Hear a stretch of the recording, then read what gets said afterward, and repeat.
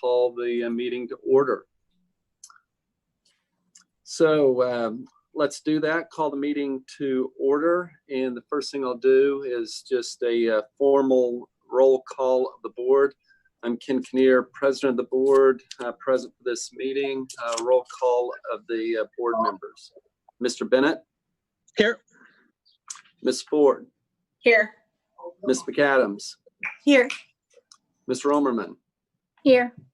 So let the minutes reflect all board members are present for the June 12th special meeting of the Board of Education. Do a formal adoption of the agenda. I'm not aware of any changes. If there are any that need to be made, speak now. All right, with that, we'll do a roll call of the board for adopting the agenda. Ms. Ford? Yes. Ms. Romerman? Yes. Ms. McAdams? Yes. Mr. Bennett? Yes. And I do as well. Just to be clear, I did not ask for a motion or a second. Do we have a motion and a second? I'll make the motion to approve. Very good, thank you. And a second? Second. And all are in favor? Yeah. Yes. Yes. Very good. The agenda is adopted. Consent agenda. All of the following items, those items of a routine nature normally approved at board meetings, will be approved by one vote unless any board member desires to have a separate vote on any or all of these items. The consent agenda consists of the discussion, consideration, and action on the following items. I have items A through JJ. Move for approval. Second. Any discussion, any questions?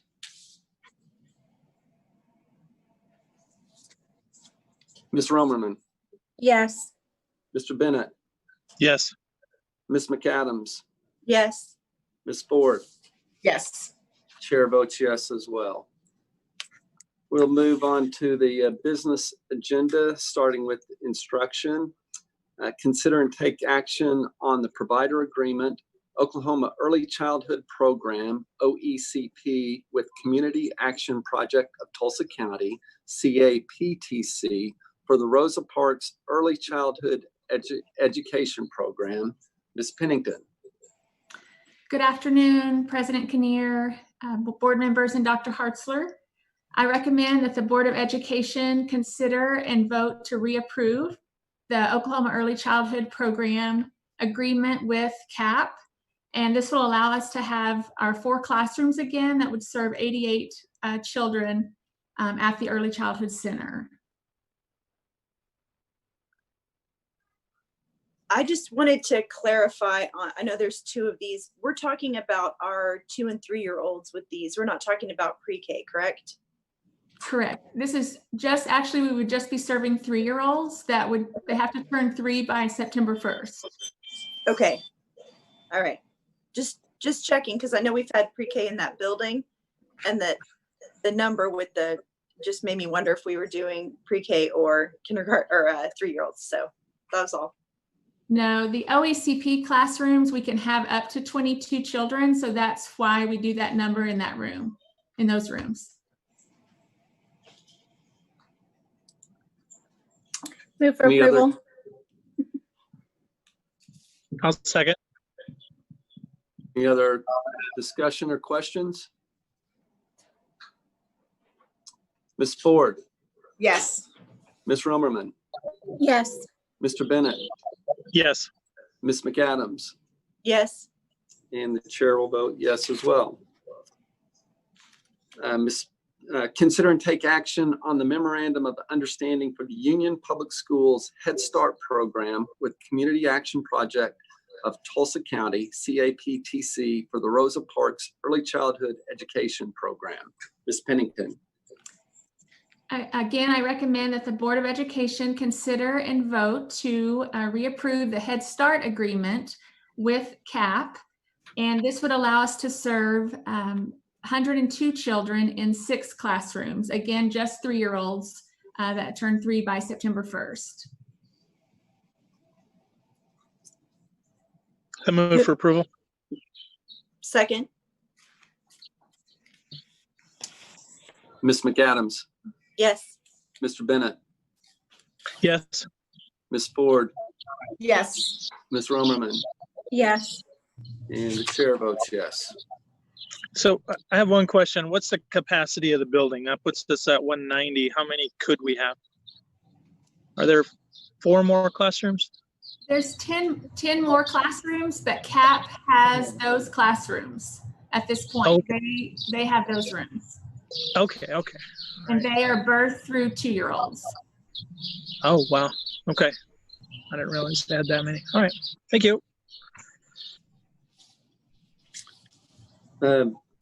Consider and take action on the Family and Children's Services Agreement, as well as the F&CS budget amount for Rosa Parks Early Childhood Education Center for OECP classrooms. Ms. Pennington.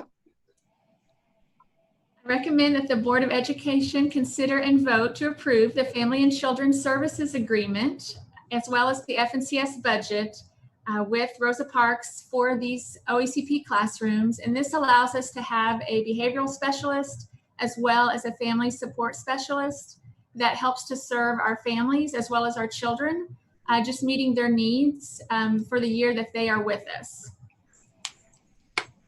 And just to clarify, at no cost to the district because CAP is providing that service. Correct. All the funding comes from CAP. Move to approve? I'll second. Ms. McAdams, Yes. Ms. Romerman, Yes. Ms. Ford, Yes. Mr. Bennett, Yes. chair votes yes as well. Consider and take action on the Family and Children's Services Agreement, as well as the F&CS budget amount for Rosa Parks Early Childhood Education Center for Head Start classrooms. And I would Again, Ms. recommend that Pennington. you would consider and vote to approve this Family and Children's Services Agreement and budget as well. And this allows us to do the same in those Head Start classrooms. Move for approval. Second? Ms. Romerman, Yes. Mr. Bennett, Yes. Ms. Ford, Yes. Ms. McAdams, Yes. and the chair votes yes. Very good. Thank you, Mr. Pennington. Thank you. Consider and take action on the purchase of a 5-year software license with quavermusic.com for curriculum software in the amount of $115,150 from bond funds. Mr. McCready. Yes, thank you, President Kinnear, Dr. Hartzler, members of the board. So happy to see you all here, virtually at least. I feel bad I only have one item today, but we'll keep it short. This is a real kind of a momentous day for us to be able to look at some new curriculum for our district music teachers. It's a great situation where we're able to have a digital product in all of our elementary schools, as well as the ability to use this at our 6th and 7th grade center as well. So I would recommend, after consultation with our elementary music curriculum adoption committee, made up of teachers, parents, and administrators, that the board considers and approves the purchase of the 5-year software license of Quaver Music in the amount of $115,000 and $150. So I know we talked about this in committee a little bit, but remind me, at the secondary level, is this going to be used by band, orchestra, and choir? Yes, so the contract that we wound up selecting with the guidance of Sandy and Gard is that we have a license, one secondary license, which enables any of our teachers at the 6th and 7th grade building to utilize this program. And it's we decided that was really where it was most appropriate to be used. And it's not something that we're going to require any of our teachers to use at that level, but it's a great vehicle, especially if we would have some virtual education that's taking place in the future, for instance, that those teachers can utilize this tool as well. Move for approval. A Second. second.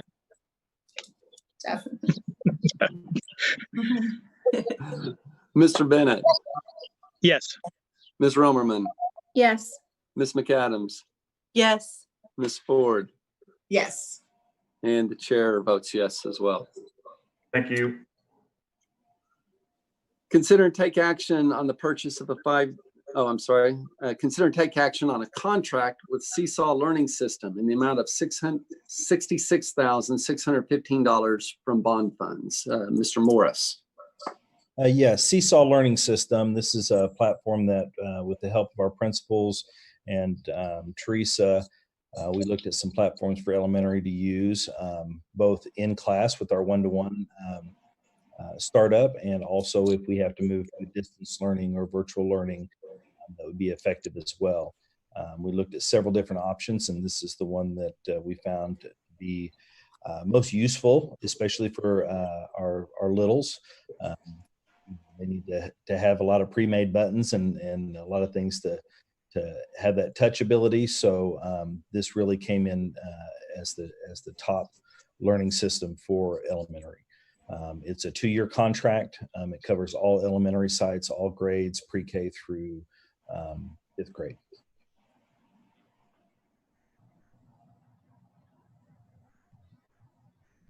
Move to Any approve.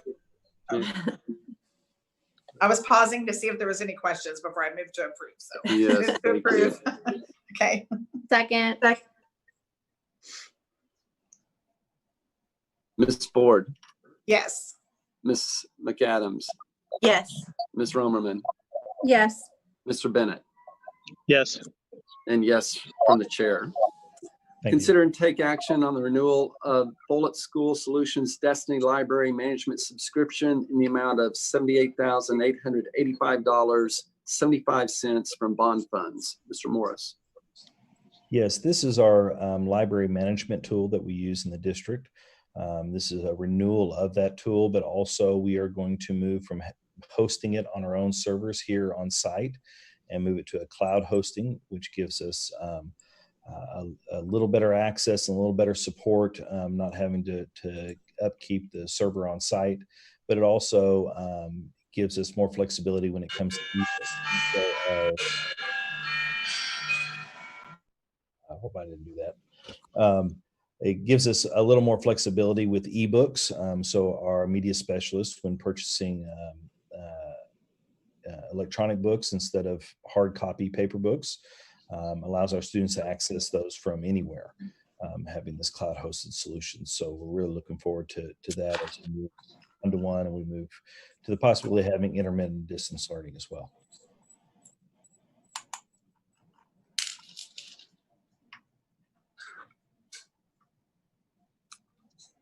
Move for approval. I'll second. Any comments, questions? Ms. McAdams, Yes. Mr. Bennett, Yes. Mr. Romerman, Yes. Ms. Ford, Yes. and the chair votes yes. Thank you.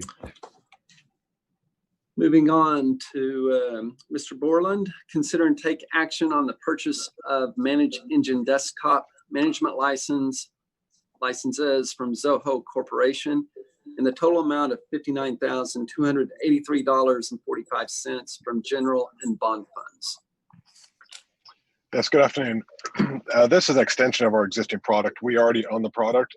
These are just additional licenses that we'll buy. This purchase will cover all the one-to-one laptops that we purchased at the last board meeting. This will allow us to remotely connect to, manage, and configure any of the devices that the students have checked out, either on premise or at their home. Does this provide 100% coverage for all the computers we own? This will provide 100% coverage of all the student one-to-ones we own. it doesn't cover staff or any of those computers or any of the computers that are in the classroom. We don't necessarily need that because we have tools in our server base that we can manage those devices. But these are really just for student devices. I move for approval. Second? Ms. Romerman, Yes. Ms. McAdams, Yes. Ms. Ford, Yes. Mr. Bennett. Yes. Chair votes yes. Consider and take action on the purchase of 260 new line interactive panels from Trinity 3 in the total amount of $415,400 from bond funds. Again, Mr. Borland. Yes, our smart boards are old in the classrooms. Some of you may recall we actually bought most of these with the 2004 stabilization money that we received. So 16 years later, they're kind of at the end of their rope. We've replaced the projectors in some of these boards 3 different times now. And it's just the bulbs are almost impossible to find now. And they're very not cost effective to maintain these boards. The new interactive flat panels are basically large TVs with guaranteed run hours that will well past my tenure at Union. So it's 20,000 run hours. So we shouldn't have to replace them again anytime soon. How close will this get us to getting rid of all the smart boards? I guess close would be relative, but we're a lot closer.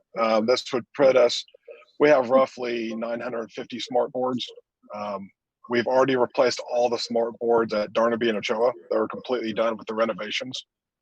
This will give us probably about a third of the way closer. Part of the other challenge that we have is at, for instance, secondary sites, some of those teachers don't need the interactive piece of it any longer. So we're replacing those with just flat panel TVs because it's about half the cost. So hopefully by the end of, in 2 more years, we should have everybody updated to a newer flat panel of some sort. Mr. Borland, I'm not familiar with the technology. Is it work where it is a touch screen, or is there input from a keyboard or a mouse, or does it work both ways? Yeah, this one is, it's the same as what we have in the classrooms now. They can touch it. It actually has more, the new ones have 20 points of touch, whereas the old boards have a single point of touch. So you have up to 20 fingers touching it. It can still work the exact same way where the laptop's connected to it. It can broadcast whatever's on the laptop screen. And these new ones actually have a lot more features built in around wireless. So the new ones, we're really going to try to embrace a completely not wired solution. So if the teacher wants to be out in the classroom, she can still cast to it, or students can broadcast whatever they have onto the panel if the teacher allows that. And is that Wi-Fi or cellular or both? It's actually going to be more Wi-Fi and Bluetooth. Okay. It's just crazy how when those smart boards came out, it was like, it just seems like it was yesterday. And now they're seeming so obsolete now. So I'm glad we're staying up with technology, and thank you for keeping our district being in the lead. I really appreciate your know-how and knowing what our students need to be able to keep them on top of things. So we really appreciate that. Yeah, I kind of echo that, as I remember the conversation about buying smart boards and the whole ordeal. My question is the distribution. Are we just making sure we have coverage in all sites, or is this on a need basis, or how did we come up with the numbers of where they're going, or is that kind of flexible? No, so it's, to answer your question, it's yes to both. We have a lot of need. We don't have near enough boards. So the way we're dividing it up is every elementary school, except for Ochoa and Darnaby, of course, will receive 17 boards. And I've sent a list to the principals with my recommendation of the worst boards we have, the ones with the projectors we think will die quickest. And that's, most of the principals have accepted that. A couple of them, those rooms really aren't used anymore, so we've moved to other classrooms. So we've looked at the the most pressing need in the building. A couple of them had projectors that were actually dead in the classroom now. So instead of buying new bulbs and new projectors, we just replaced those. Secondaries will receive 15 of them instead of 17 because they're also getting the 75-inch boards. At the elementary level, they kind of huddle around the board, so 65-inch and they're smaller classroom size. Seems to be a little bit better. At some of the secondaries are more wide, a little bit longer, so 75-inch seemed to be a better fit for what they're trying to do with those boards. I move for approval. Second. Mr. Bennett, Yes. Ms. Romerman, Yes. Ms. Ford, Yes. Ms. McAdams, Yes. and the chair votes yes. Thank you, Mr. Borland. Consider and take action on the master software license and services agreement with Mentoring Minds LP in the amount of $59,089.24 from bond funds. Dr. Nelson. Yes, President Kinnear, Dr. Hartzler, and board. This is the reference to our assessment system, our 3rd grade through 12th grade, our CRTs. Through this also includes an item bank from kindergarten through 12th grade in multiple subjects that teachers can draw on for their own formative assessments, as well as providing items, thousands of items to choose from for our district CRTs. The name of the firm is new because the company changed hands. It's the 4th or 5th name of the company since we've had the product. The product's been very stable. The support is very strong, so we still feel good about staying with them.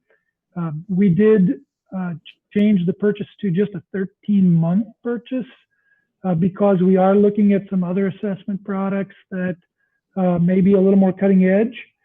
And so we wanted to just commit to the 1 year, although I was able to negotiate the lower 2-year rate because the company changed hands. They wanted to keep our business. I think it motivated them to be a little more negotiable on the price. So this represents 1 more year as we look at piloting and investigating other products before making a decision next spring whether to continue or not. I request your approval for this purchase. Thank you. Thank you, Dr. Nelson. Remind me the assessment, how the tool is used, what's the, who is making the assessment, and remind me of those details. Sure. Our district curriculum specialists, team teacher trainers, they work with teachers to design the assessments, and then they manage the input. Our teachers really select the items using state standards. They pattern them somewhat like the state test so that our district tests resemble the state tests. Our students get experiences similar to the state test. Most of them are delivered online like the state tests. And it's 3rd grade math and language arts all the way through 12th grade. And then we do have some social studies and science assessments as well at particular grade levels and situations. So it's student achievement assessments? Yes, at the district level. So they're teacher made, but we do monitor progress on mastery of essential objectives for students in 4 subjects. Very good. Any other questions, comments before move for motions? Well, I appreciate the forethought of looking for other items, not committing to a 2-year term, and the ability to negotiate a 2-year term. So that saves us a few dollars. That's good heads up there. Yeah, about 6,000 on that one. Yeah. Move for approval. Second. Ms. McAdams, Yes. Ms. Ford, Yes. Ms. Romerman, Yes. Mr. Bennett, Yes. any yes from the chair as well. Thank you, Dr. Nelson. Moving to Ms. Calvin, consider and take action on the expenditure of up to 1.6 million from the general fund to purchase textbooks and software for the 2020-2021 school year. Yes, good afternoon, Dr. Hartzler, President Kinnear, and other board members. I am requesting for approval for up to $1.6 for textbooks and software out of the general budget. This past school year, 1920, what we were to adopt social studies materials, including books and software. This normally happens in the springtime. Unfortunately, due to COVID-19, we were not able to complete that. We will finish the social studies adoption. We're able to do some of it virtually this summer. We will finish it this fall when we're able to have more face-to-face contact with the teachers and with the material. So the 1.6 million does include carryover from the textbook funds the state gives us from the 1920 school year and the new funds from the 2021 school year.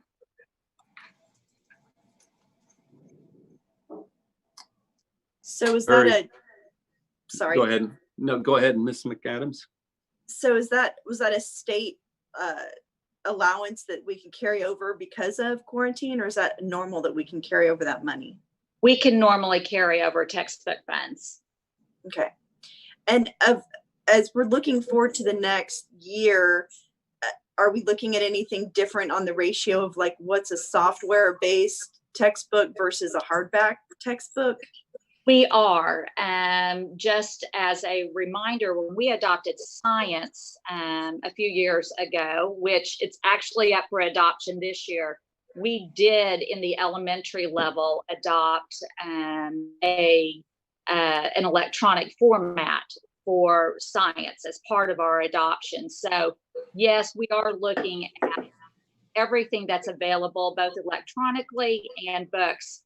Unfortunately, there's not a break in cost. Even when we purchase materials electronically, it still costs a lot of money. Yeah, that doesn't surprise me at all. So is this 1.6 going to primarily go towards science and social studies, or does this include other subscription renewals and all those sorts of things as well? It does. And in the general fund, we will purchase a lot of our consumables. So in the next item, you'll see the same request for bond fund. In this, with general funds, every year we do need to purchase consumable materials, and this is where we purchase those funds, those items. We also, there are fillers that we need to purchase every year in all areas, in all curriculum areas, lost books, new numbers of students. So by grade level, if the student number increases, we need to order additional books for that grade level. So it's not only for social studies and science, which we will adopt this next year, but consumables for all content areas and additional books for all content areas. Okay, thank you. And Ms. Calvin, thank you for that. The clarification on that, the consumables must utilize general funds. Bond funds are not allowable. Is my understanding correct on that? You are correct. Okay, very good. This number is very high. In fact, I had to ask again about that total this week to make sure I was clear on it. Typically, we would see our textbook allocation from the state being anywhere from $600,000 or say $650,000 to $800,000. So that is why it's really double the request that you would normally see this time of the year.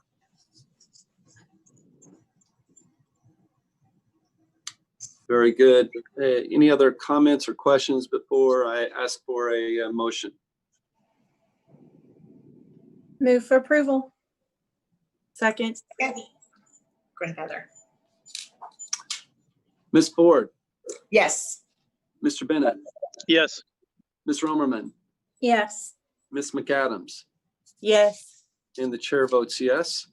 And moving on to the next item, consider and take action on the expenditure of up to 1.6 million from bond funds to purchase textbooks and software for the 2020-2021 school year. Ms. Calvin. Yes, this is the same request. I do, Teaching and Learning receives an allocation from our bond funds every year. So this is the same request for up to $1.6 million for the purchase of textbook and software for this next school year.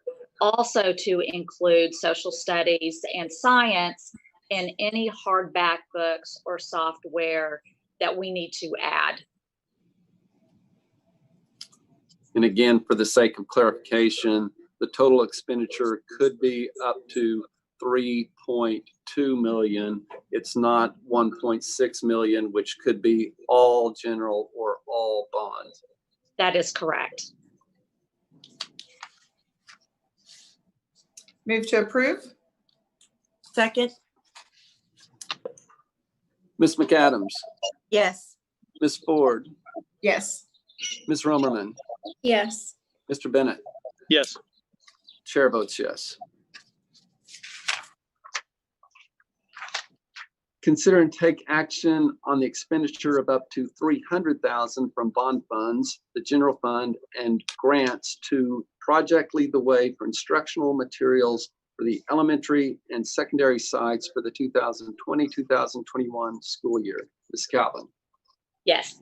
And Project Lead the Way is a project-based curriculum that involves our STEM philosophy. We do have funding available with bond, general fund, and grants to support this program. This is a program that we implement pre-K through 12. I request your approval for up to $300,000 from the 3 different funds. And Is this again, about go Go ahead, ahead. Mr. Bennett. No, go ahead, Mr. Bennett. the $300,000? Is that an amount we typically spend, or are we increasing funds this year? You know, that is an amount that we typically spend. I don't see an increase this year. We do have a few teachers that we're training virtually over the summer, but I don't see it as an increase.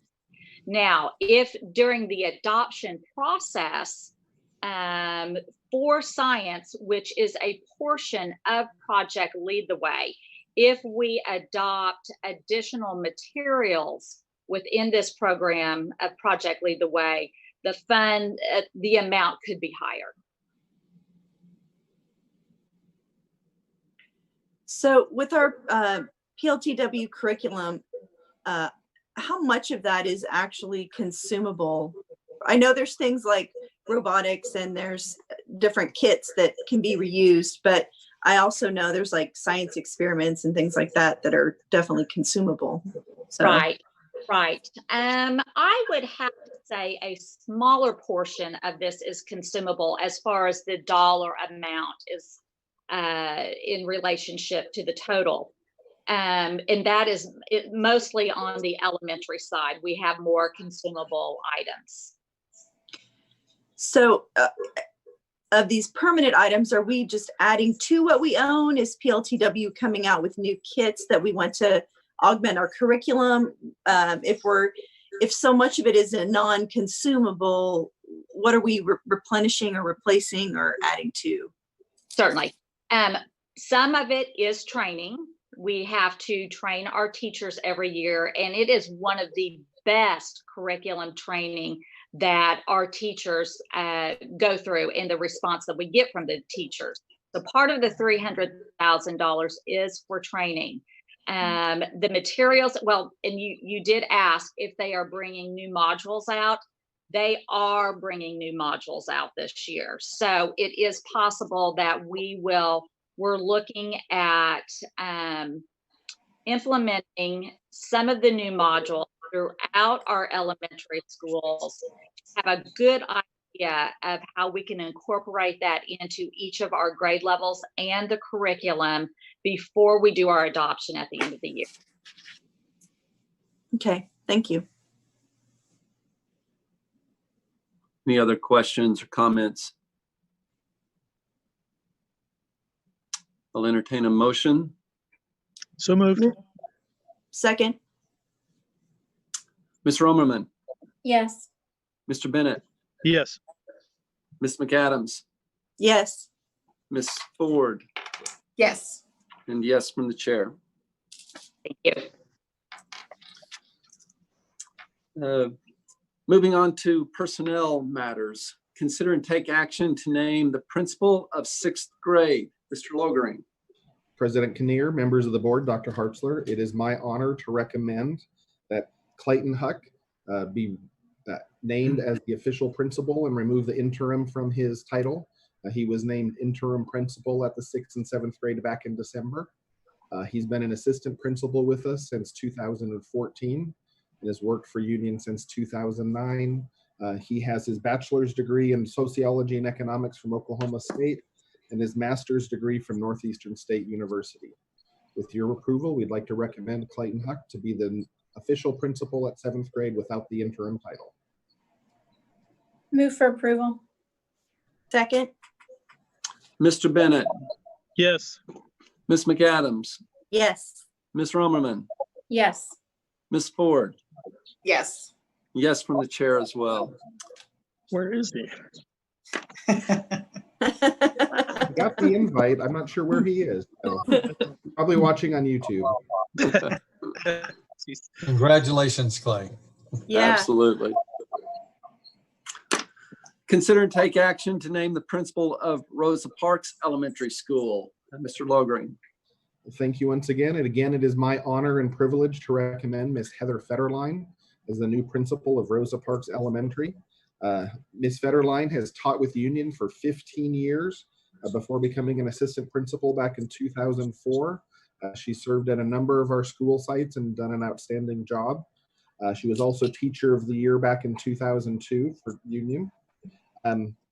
She earned her bachelor's degree from Northeastern State University and her master's and her principal certification also from Northeastern State University. It is my honor to recommend Heather Federline for the position of principal at Rosa Parks Elementary. Move to approve. second, Ms. McAdams, yes. Ms. Romerman, Yes. Ms. Ford, Yes. Mr. Bennett, Yes. yes from the chair. And I think she's actually interviewing, so that's probably why she's not here. So This is Congratulations. recorded, so congratulations. Heather. Yeah, congratulations, Heather. Agreed. Consider and take action on a contract with Bank First Insurance Services for broker services for the district's property, casualty, liability, workers' compensation coverage lines for the 2020-2021 fiscal year in the amount of $96,000 from general and/or bond funds. Mr. Logering. yes, our insurance committee would like to recommend that we retain Bank First as our insurance broker for the property and casualty lines. They have done an outstanding job with us, and we'll be talking more with them here briefly on the actual insurance piece. But they've worked very closely with us, and this $96,000 is a carryover. They have not increased this year, even though their contract said they could. They've kept their rate steady and have done an outstanding job for us. So I'd recommend you approve this contract with Bank First. Move to approve. I'll second. I'll just, Pick on the draw. We can't see each other. I See, know. and Time we all delay. like it when the things don't go up, so we all want to approve that. Right. appreciate everybody's eagerness to chime in. Again, I think it was Miss McAdams and I had the honor of hearing some of the presentations on this, and these are agents, contractors working mightily, heartily upon behalf of Union. So very pleased with their efforts. Mr. Bennett, Yes. Ms. Ford, Yes. Ms. McAdams, Yes. Ms. Romerman. Yes. The chair votes yes as well.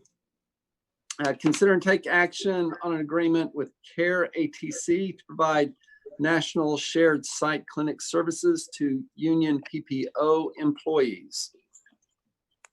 Mr. Lowgreen. Thank you, Mr. Kinnear. As we've discussed in the subcommittee, the insurance committee went through an extensive RFP process when OU informed union that they did not want to continue operating our on-site employee clinic. After the review and looking at the associated costs, the insurance committee has come back with the recommendation that we utilize CARE ATC. CARE ATC is a leader in employee clinics. They're actually based here out of Tulsa. They have 7 clinics in the Tulsa area. And with this agreement, we would be able to utilize all 7 clinics in the Tulsa area, as well as their additional clinics all over the country. In doing this, we would actually shut down the union employee clinic, but all the PPO members could attend any of the other 7 clinics. Their main clinic is actually just 1 mile north of our current clinic. So that's a nice thing. It's still within the district, but we do have a number of clinics in Owasso, Bixby, Sand Springs, as well as a number of them in Tulsa that our employees can visit. Additionally, with this contract, our employees could be able to attend virtual primary care visits from 7 a.m. to 7 p.m. 7 days a week at no cost.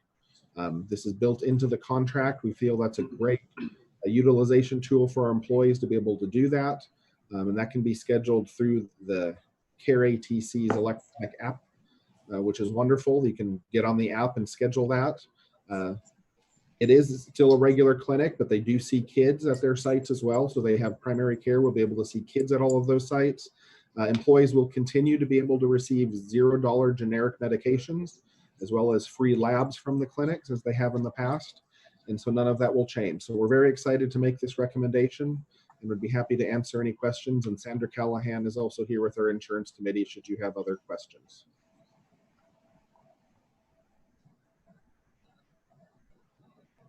Now, my understanding is we retain our doctor as well. That is currently in negotiation. Our understanding is once this is completed that she will become a part of CARE ATC, but they have to have this finished first. And so our employees would be able to continue to see her as well at one of their sites. Okay, and then the very valuable space that we have at the alternative, is that going back to them? Are they going to be able to utilize that space, or do we have other plans? No, the space at the alternative center is ours to do with what the board should choose to decide later. You're not touching that then, okay. Good enough. Mr. Bennett, we have lots of recommendations, so lots of things to consider. I appreciate the work of the committee to turn what was some really bad news into something that looks like an even bigger benefit for our employees. So appreciate that.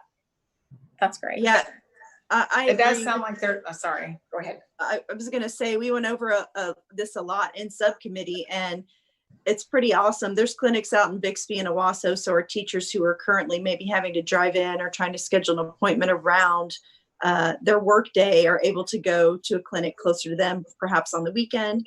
And it also allows for our retirees, if there's a clinic near them, to be able to utilize that. So it's, I mean, I think overall, I agree with Stacy. It was really kind of devastating that this employee clinic we worked so hard to cultivate was going to kind of fall apart. And I also appreciate all the work you guys have done, Sandra and her team as well, in putting this together and making sure we've still got our employees covered. And I think it's going to be different, but good. And so we've had real good success with the CARE ATC clinics with other clients. The Tulsa police have been with them for some time. And so I'm very familiar with them, and I personally get to go to the clinics. I really think it'll be well received. And I think that I have to say with Jay that the fact that they'll be able to access the virtual visits in about a 10 to 15 minute time frame on their planning periods is going to be great, because even though they have the clinic now on close to where their sites are, many of them can't get there and get back. And so it's limited. This way it'll open it up to be less limiting. And also another good feature is that if they do use the virtual visits, that doctor can send a prescription to CVS, Walmart, or Walgreens, and they can go there and pick up a prescription free as a result of that virtual visit, so they won't incur a copay. So not only is the visit free, but also the medicine. Yeah, that's awesome. And this is gonna drop into place in, if I'm reading this right, September 1st. That's and correct. So what happens between now and September 1st as far as our employees' coverage? OU is still operating our clinic, and they will operate it through September 1st. And so employees can still go to the employee clinic through September 1st and continue those visits. Okay. And we'll make the announcements after this is done. Gotcha. I thought I had heard that it was already closed, so that's why I was trying to clarify. It was closed for a while due to COVID. They shut down some of their sites and we're trying to handle them remotely, virtually, but they did reopen for in-face visits June 1st. Okay, thank you. I'll just add, Jeff, thank you for your questions, Stacy for your observations, and Heather for your summary of all of that. Spot on. Sandra, thank you so much for you and your team. I know it's a team effort, but I know that you put a lot of leadership into that, so very much appreciated. I entertain a motion to approve. So moved. I'll second. Mr. Bennett. Yes. Ms. Ford. Yes. Ms. Romerman. Yes. Ms. McAdams. Yes. And the chair votes yes. Consider and take action on the insurance renewals for general liability, auto, and other specified coverages for the policy year beginning July 1, 2020 from general and building funds, and authorize the Executive Director of Human Resources to sign any associated contracts and initiate payments under the contracts. Mr. Logring. Thank you, Mr. Kinnear. And we have Aaron Reinhardt and Sean Shadid here with us with Bank First, should there be additional questions as we go through this. But they have worked very hard this year. As you can see through the recommendations, a lot of school districts are having very high increases in their property insurance and all of those lines of insurance. And we are happy to report the numbers didn't get updated before they got to you, but we actually have a lower number than what is in your report for our final number. We were looking at around 11.5% increase, but it's actually only going to be a 10% increase, whereas other school districts are receiving 25 to 35% increases. I'm actually going to have Aaron speak for a moment just to talk briefly, as he did in the subcommittee, regarding the nature of what's going on in the market right now and how that actually impacts school districts. Sure. Thank you for having us, Board President Kinnear and Dr. Hartzler. The insurance market is volatile as we've seen it in a few decades nationally, but more appropriately speaking here, the state of Oklahoma is unfortunately almost a red mark in insurance. We get hailstorms, we get convection storms, and we get flooding and earthquakes. So it's just it's a very property-driven state. We have 580 some odd school districts. We have churches. It's a very property-heavy state, and so that's really the line of coverage that we've seen instability on. And so a lot of our school districts that are with one of two self-insured pools are seeing, as Jay mentioned, 22.5 on the extreme low end into the 30s and 40s with loss history. And so while we don't take an increase lightly, the fact that through hard work of your insurance team and other things, we've been able to keep that increase at a little over 10%, which is good in the insurance market. It's certainly not good anytime we have to spend more money, but it is good in terms of what we're seeing, because it's a hard market. We're seeing carriers decrease their capacity in writing new business and taking on new exposures. And we're just seeing very sizable increases on not only premium, but also deductibles. And it's just something we're facing here, especially here in the state of Oklahoma. Yeah, thank you, Aaron. And just some of the highlights. The property insurance from the original quote went up slightly, but that was actually due to us closing on the Rosa Parks ECEC building and adding that $8.5 million property to our insurance. The rate didn't increase, we just added more property to it. Our workers' compensation quote decreased $63,867 from the original quote that was in the paper. And so net, the increase is going to be $195,371 across the board, which is lower than the $221,000 that we had projected. While it's been a difficult market, Aaron and Sean have done a great job working really hard for us, as well as our insurance committee. And our workers' comp team here at Union has done an exceptional job trying to keep our costs down and to help push down our claims to be able to lower our costs for the future. Yeah, just one other observation I'll make, and again, I appreciate all the work that's gone into this. While it's an increase year over year, we are still significantly lower than what it was 2 years ago, and that's credit to Aaron and Sean and the work that they've done working for us. And again, very much appreciated. Thank you. Move for approval. I'll second. Ms. Ford, Yes. Ms. McAdams, Yes. Ms. Romerman, Yes. Mr. Bennett, Yes. and the chair votes yes. Thank you very much.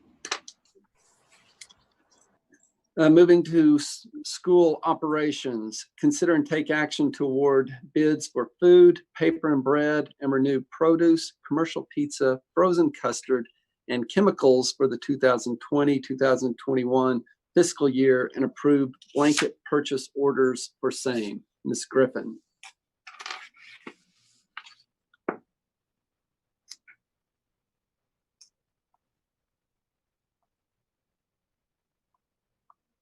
Do we have Ms. Griffin on the line? She's on mute. Oh, sorry. There I go. Can you hear me now? Yes. Yes. Okay. Thank you. Thank you. Yes, good afternoon. I would like to request your approval for the award of food and milk and dairy and paper bids. And then we also have some companies that we would like to be approved to renew their contract and pricing for produce, bread, commercial pizza, custard, and chemicals. And then as well to approve the associated POs for these. We have some that are over 50,000 that definitely need to be approved. And then because we are renewing some, we included those under 50,000. And there is one new big vendor, and that is our milk provider, dairy provider, and they are called Eastside Jersey Dairy. And I was concerned about that because our previous company has gone out of business. And so we did actually find a dairy. So that is the relief. But I would like, if possible, to ask you to approve the award of the food bids and the associated POs. Move to approve. Second. Remind me, Ms. Griffin, the chemicals portion of this, what the chemicals are, what it's for. We get chemicals to sanitize all of our surfaces, and of course that will help with COVID as well. We pretty much are already doing what what you would require for COVID because of food service and the cleanliness of everything that we have to do. And so it's mainly surfaces, it's dish machine chemicals, it's hand soaps, it's all kinds of different things that we have to keep our facilities clean. Very good. Okay, thank you. Ms. Romerman. Yes. Ms. McAdams. Yes. Ms. Ford. Yes. Mr. Bennett. Yes. Yes. Yes. The chair votes yes. And if I can just say too, I just want to let Ms. Griffin know, her and her team. I read on the subcommittee reports where they've served over 1 million meals this summer. Didn't I read that right? Over 1 million meals? Almost. Oh my gosh, that's amazing. Thank you so much for all the hard work that you've done on your team. Thank you. Thank you. Thank you, Ms. Griffin. Moving to a few items from Mr. Bushyhead. Consider and take action on the start and the end times for the 2020-2021 school year as recommended. Mr. Bushyhead. Yes, President Kinnear, Board, Dr. Hartzler. Little history on this. As you'll remember, we did a really significant time change start and end times last year. And as we did that, we tried to push it as tight as we could. We discovered during the school year in the fall that we weren't able to get the students to the 6th, 7th grade center on time. Fortunately, we had enough minutes built in. We were able to start their day 5 minutes late and adjusted their times that way. They were still able to meet the required minutes. Of course, then March came and COVID came and all the changes happened. But what you're looking at is proposed recommended start and end times for next year. As you can see, elementary time change would not change at all. High school time changes would not change at all. Freshman academy, they would actually get out 3 minutes early compared to last year. 8th grade center would get out 1 minute early compared to last year. The 7th grade would start the 5 minutes late. They started the second semester and then get out 2 minutes later. And then the 6th grade would start 5 minutes later than initially proposed a year ago and then get out 2 minutes later. One of the reasons why you see all the weird times or odd times is tried to ensure that all of our buildings had the same contract times, work hours, number of minutes. We were able to get all of them within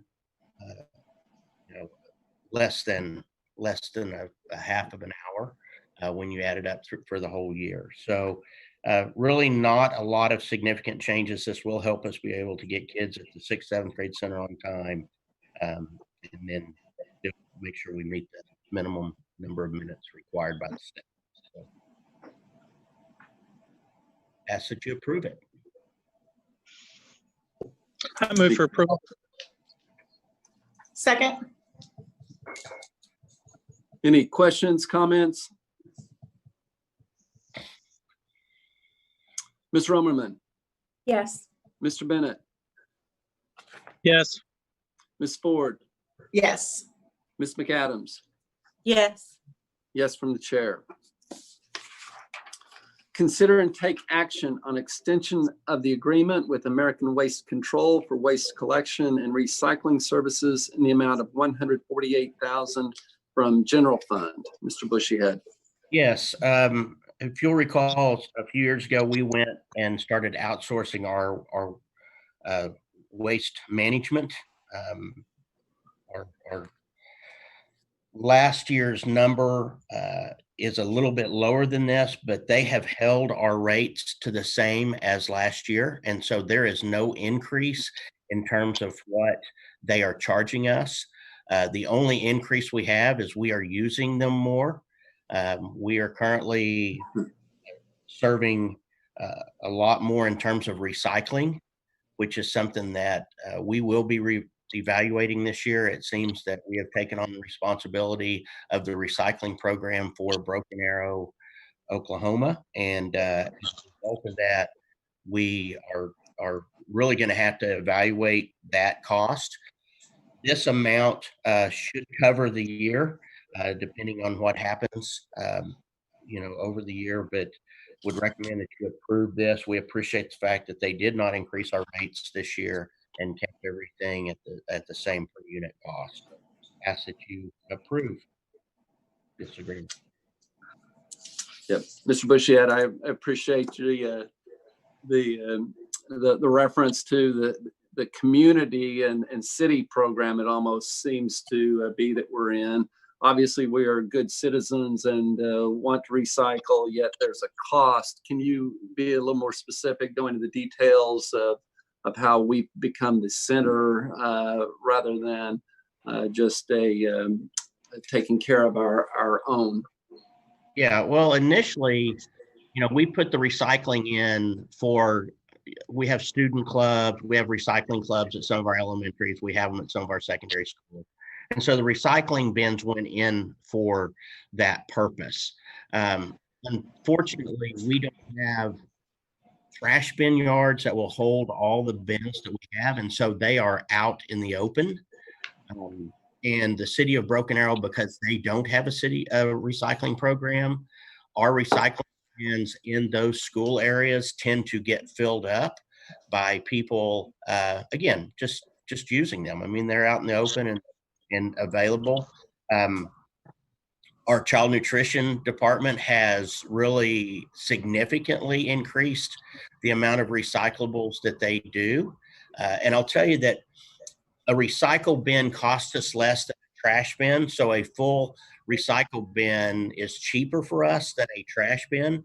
So there is some benefit. One of the things we have to calculate is whether or not that benefit is worth paying for all the other pickup and drop-offs.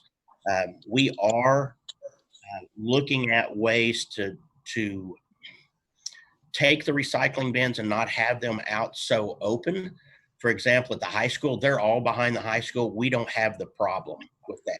The 8th grade center, it's behind the 8th grade center, so we don't have much of a problem with people from the community dumping in there. And again, part of it was we wanted to be good neighbors, and that's part of supporting more sustainable practices. But it has grown to the point that not only do we deal with an increase in cost, we also deal with the problem of having trash bins out.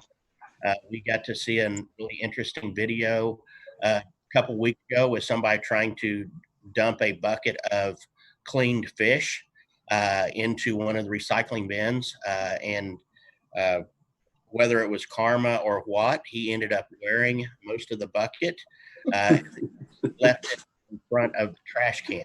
So, another location, somebody remodeled their house and decided that all of their waste needed to go in front of the recycling bin. And so we get calls from neighbors that they don't like the trash out there. And so we are in the process of starting to try to include the bins so that they're not so easily accessible by.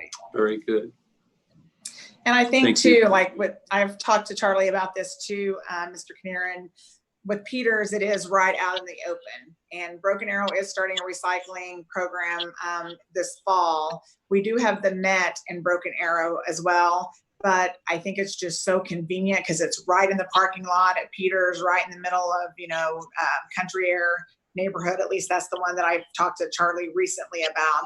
But I still think we can work out. We may reach out to the city of Broken Arrow and see if they may be able to help us at least until the recycling program kicks off, or maybe even after if we continue to have problems, if we relocate it or something. So maybe we can talk later on to see if the city of Broken Arrow can maybe help us with some cost or help us out with some finances or something maybe later. Charlie, we can talk about that later. But it's nice. We're being good neighbors, being good citizens for sure, but it is at a cost. So we can try to work on that.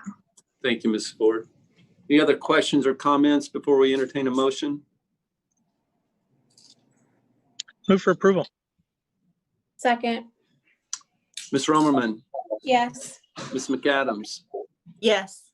Ms. Ford, Yes. Mr. Bennett. Yes. The chair votes yes as well.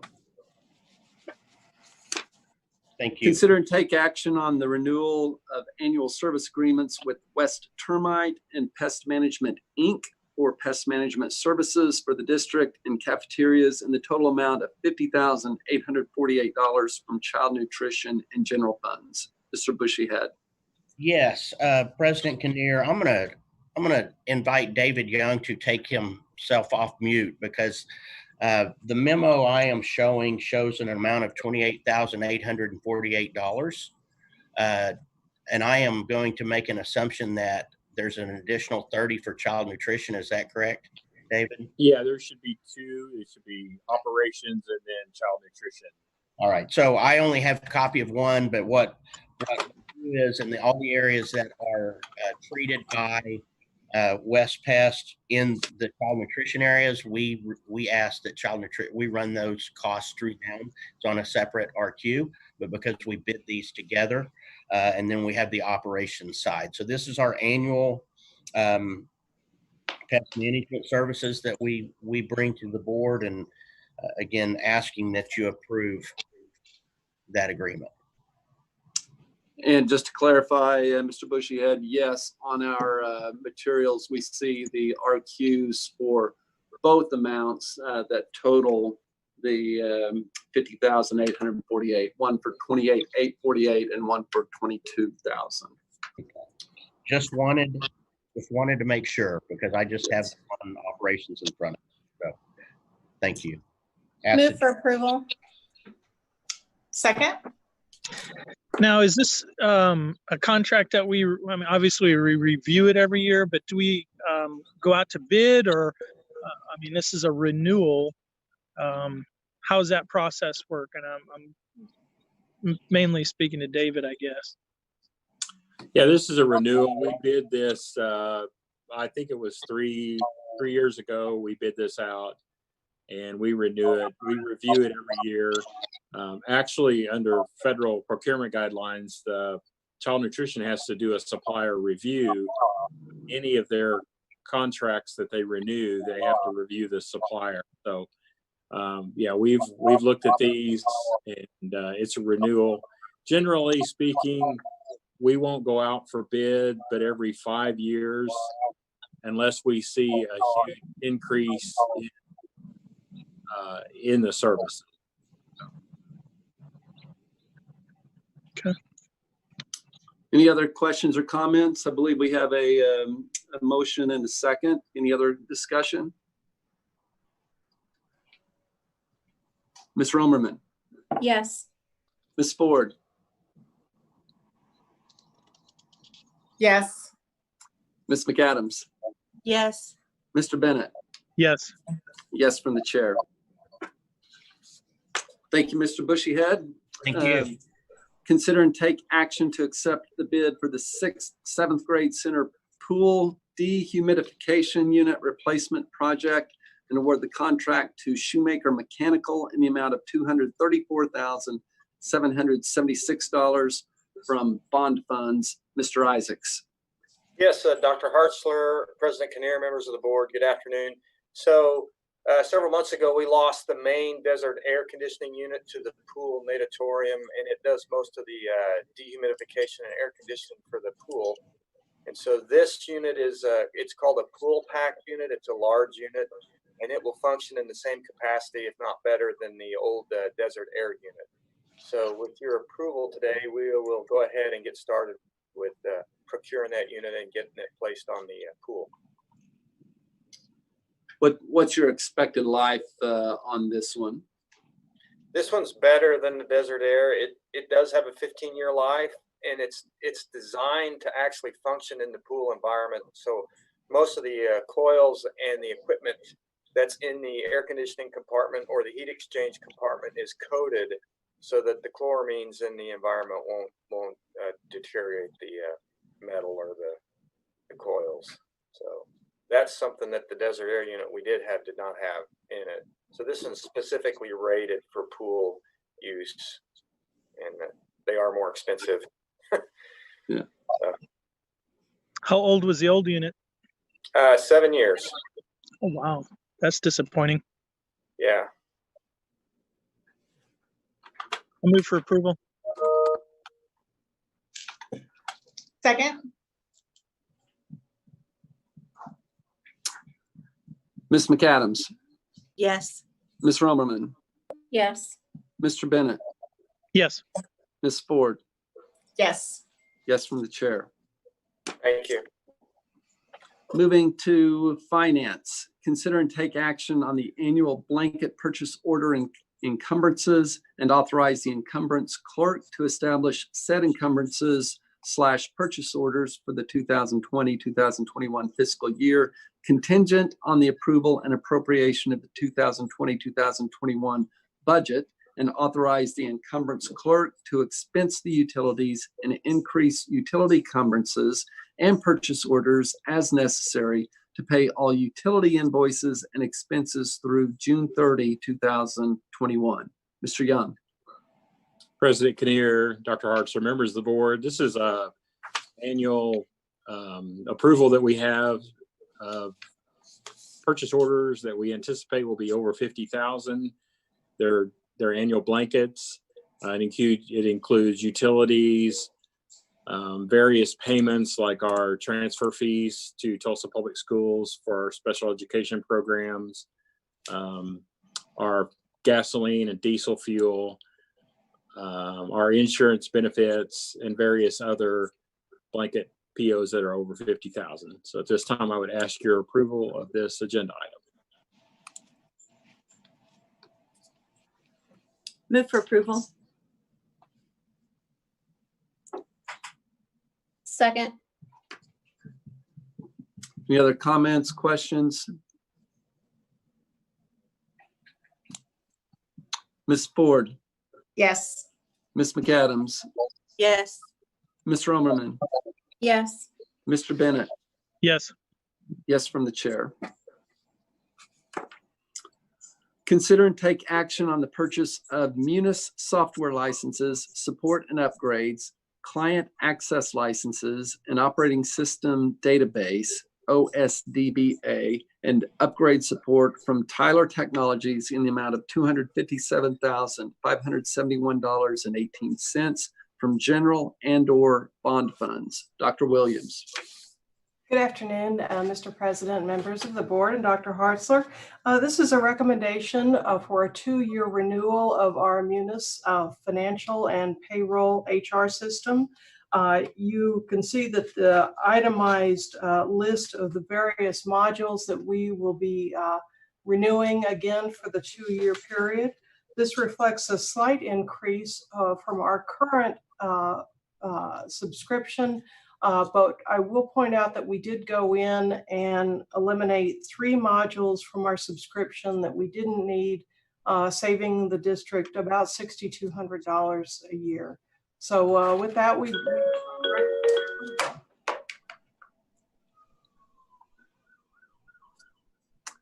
just as a reminder, Dr. Williams, did you say this is a 2-year agreement? That's correct. And really, we have we have to do it. The only other option is go buy a complete new system, which would require months, if not years, of input and training. So we need to do this. We do need a financial system. Yes, sir. Yes. Yes. I'll entertain a motion to approve. So moved. Second. Ms. Romerman, Yes. Ms. McAdams, Yes. Mr. Bennett, Yes. Ms. Ford. Yes. Chair votes yes. Thank you. Consider and take action on 2019-2020 general building and child nutrition budget revisions. Dr. Williams. Thank you, Mr. Kinnear. This is a recommendation for the board to consider and approve the revisions to the 2019-20 general building and child nutrition fund budgets. I will mention that at this time every year we typically amend the budget. We go in and true up the numbers, look at our year-end needs and projections to make sure everything is in order.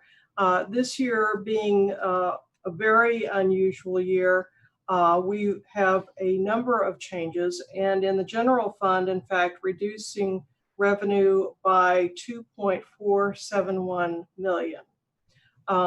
Those reductions include a number of reductions in our local sources, which include interest earnings, reduced revenue in our EDP program, and of course camps and facility rentals. Many of those revenue reductions are associated, of course, with the building closures due to the coronavirus. Obviously, if those programs are not up and running, we're not able to recognize that revenue. We've also included the midterm reduction in state aid of about $1.14 million. As you'll remember, we talked with the board and talked with the subcommittee about our state aid reduction, which was due to the funding provided for the EPIC virtual charter schools. We took a significant reduction in state aid despite the fact that our student enrollment grew just a little tiny bit. So the final thing I would point out on the general fund is that we are reducing our projection for federal revenue. And that again goes back to school closures related to the coronavirus. Many of our federal dollars are used for tutoring programs and direct services to students that when we were not in session with our building and our buildings were closed, we were not able to provide some of those services to our students. Hence, we don't have the expenses, so we're not going to see the reimbursements for those. As I mentioned with the business subcommittee, we try to estimate revenue low and estimate expenditures high, which is what we do at this time of the year. That also has to do with the fact that a lot can happen between now and June 30th.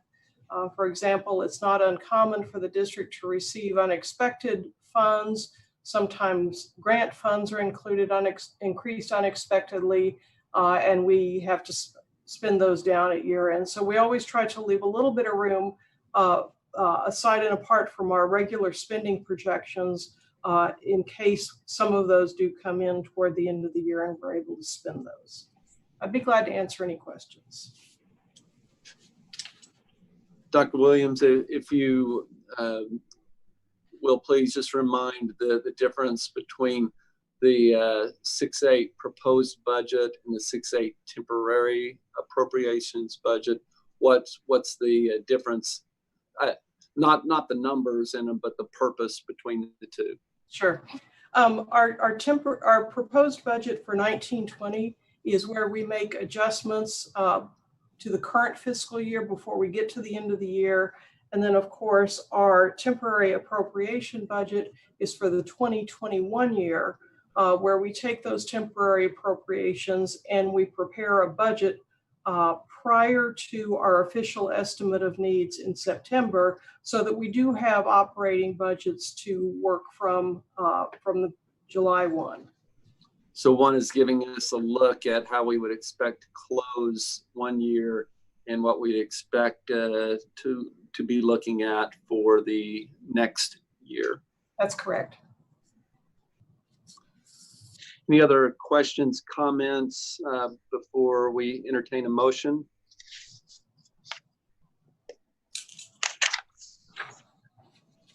Motion to approve. I'll second. Ms. Ford? Yes. Mr. Bennett? Yes. Ms. Romerman? Yes. Ms. McAdams? Yes. Yes from the chair. Thank you. Consider and take action on the 2020-2021 temporary operating budgets for the general building and child nutrition funds. Dr. Williams. Thank you, Mr. Kinnear. We set these budgets at the start of the year based on the current information we have. This year, it looks a little unusual because, again, we're comparing it to the 1920 budget that the board just approved. But I will mention a few of the more significant changes that are reflected here. We have included an anticipated reduction in state aid based on the 2021 appropriations package. You know, as we mentioned, the state has decreased funding for schools through the state aid formula by 4.59%. That equates to a loss of roughly Given all of the chargeables and all of the economic factors that we're facing, of about $130 per weighted ADM by midterm. So that's a significant loss in state aid that we are facing up front without even seeing what next year's revenue collections are going to be like. That equates to about a $3.3 million drop in state aid. The good news is, if you will, the fortunate news is that that will be offset by the federal, to a certain extent, by the federal CARES Act money that we'll be receiving. So that will be about $2.7 million. The other increase you see there under the state resources is the flex benefit allowance, which is, of course, good news for our insurance fund. The FBA line items were increased by 6.5%. So that translates to a little over $1 million coming into our flex benefit program to help cover the cost of employee insurance. Likewise, assuming that our schools are up and running again in the fall, we hope to see our federal program expenditures come back up. And again, those reimbursements will come back up. So we'll have many of the activities that we fund out of those federal programs taking place. Of course, that's we're not sure about that at this point, but that is our hope. The other big changes I might point out in the building fund, we reflect that the reduction in expenditures that is consistent with the completion of the clinic at Ochoa. So that kind of big jump in the building fund, as those expenditures are completed in this year, we'll have a little that falls into next year, but that construction project is complete, and so that expenditure will go out of the budget in the building fund. Likewise, again, making some assumptions about what the school year will look like next year, we have increased in the child nutrition fund some of our local and federal revenues that we hope will materialize back in next year, as well as some of our food costs that we're estimating at this point. So with that, I'd be glad to answer any questions.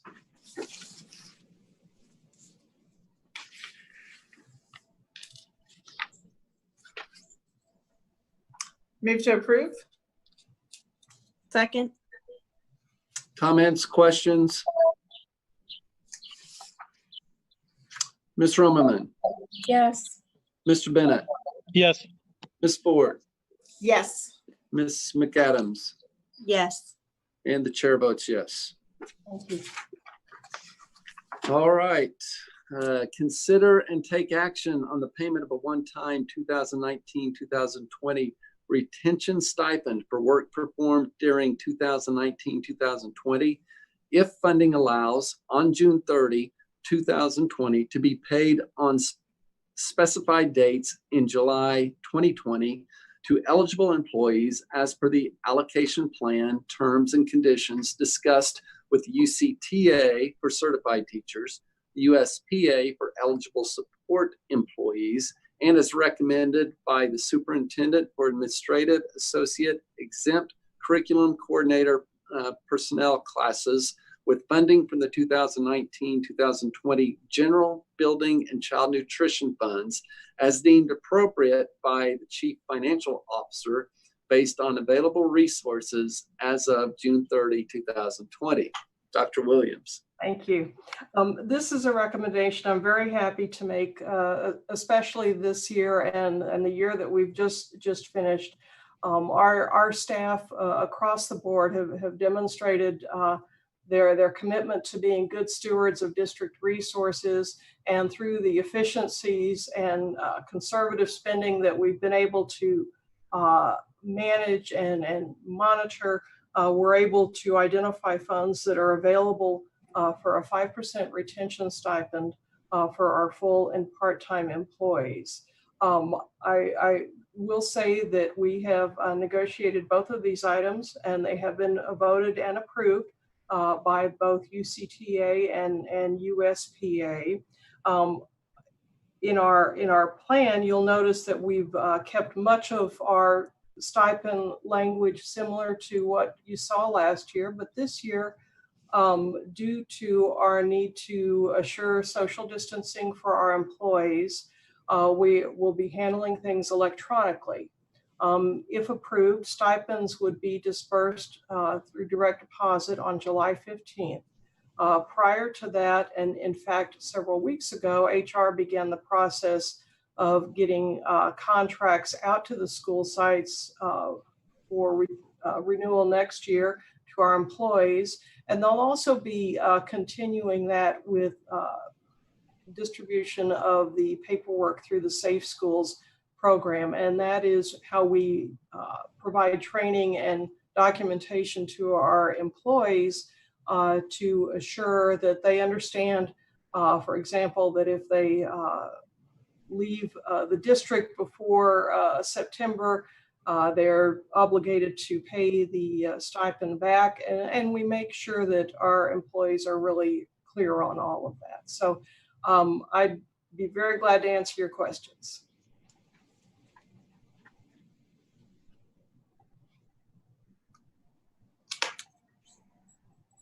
Any comments, questions?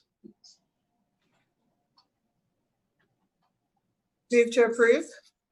Second. Ms. Romerman, Yes. Ms. Ford, Yes.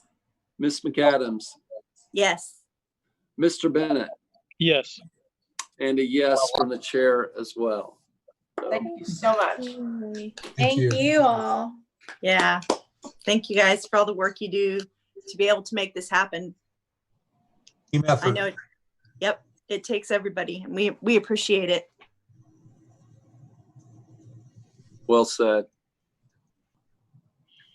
Opportunity for comments from board members. Any comments from anyone that you'd like to make? And I'll defer any that I might have for Dr. Hartzler's time. I'd yield to him for any comments that he might make, with the one exception of just a reminder, we do have a school board election. It is on June 30. I am up for re-election and hope that I get to have time to continue to serve another term, but let the voters make that choice, and we'll look forward to the results on June 30. With that, I'll yield any time that I might otherwise take to Dr. Hartzler. Thank you, President Kinnear. Let me say thank you to all of you for your leadership in these certainly unprecedented times. I'd like to remind everyone about our virtual graduation coming up on Monday, this Monday, the 15th at 7:30. And now that he's back in our screen, I would, Andy, like to take an opportunity to thank you and Teaching and Learning and Chris Payne and all the many folks who have helped us pull this off. I know this has not been easy, and Andy has been just instrumental in coordinating all of this. So Andy, I'm really excited to see certainly what this is going to look like. Your productions never disappoint, and so I'm eager to see this event on Monday evening. And then also, we're still making plans for the traditional graduation on July 23rd. Things are still moving forward with that event, and we hope more than anything that we can make this happen for our students as well as our families. So again, I'm just humbled by the uncommon commitment, collectively speaking, of our administrators and our leaders and our teachers. Just very pleased with how we ended the school year in this virtual format. And now as we plan forward, we also are, I know Ms. Calvin and Mr. Bushyhead and all of Teaching and Learning are working really hard to create a viable learning format for our students and our parents.